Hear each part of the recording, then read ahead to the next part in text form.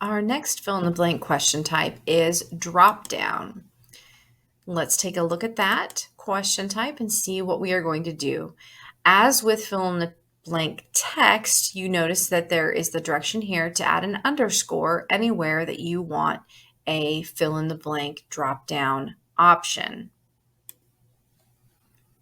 I have the same basic information we just saw on the fill in the blank with one extra response to show you how you can have two in one sentence.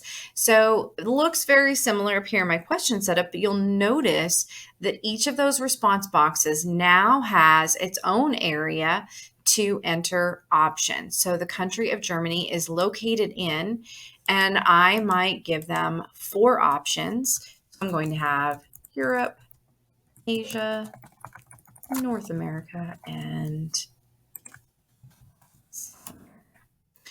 you would do this for each of these response boxes. You would give it options for the drop down area. Now that I have my response options for each of those response boxes, I need to tell Schoology what the correct answer is. So down here in the correct answer setup, you will see I have a drop down option for each of those, and I am going to select the correct response for each fill-in.